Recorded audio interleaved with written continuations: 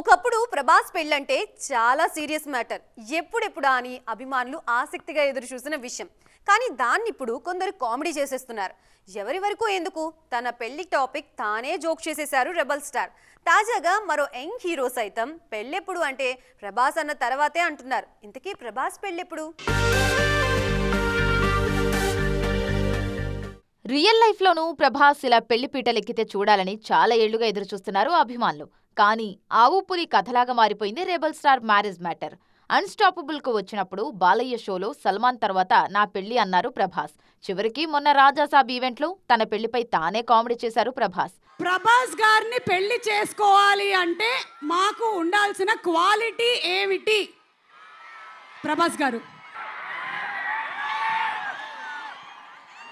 అదే తెలియక ఇంకా పెళ్లి చేసుకోలేదు. అదే తెలియక ఇంకా పెళ్లి చేసుకోలేదు.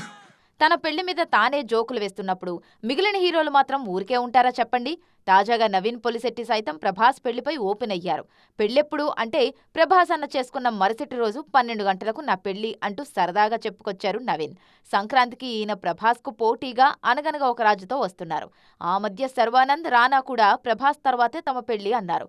కానీ రెబల్ స్టార్ ను నమ్మితే బ్రహ్మచారిలాగే ఉండాల్సి వస్తుందేమో అని వాళ్ళు ఓ ఇంటి వాళ్ళైపోయారు. అలాగే సాయి ధరమ్ తేజ్, సందీప్ కిషన్ సైతం ప్రభాస్ అన్న తర్వాతే మా పెళ్లి అంటున్నారు. మొత్తానికి బ్యాచులర్ హీరోలంతా ప్రభాస్ ను ముందు పెట్టి పెళ్లి తప్పించుకుంటున్నారు.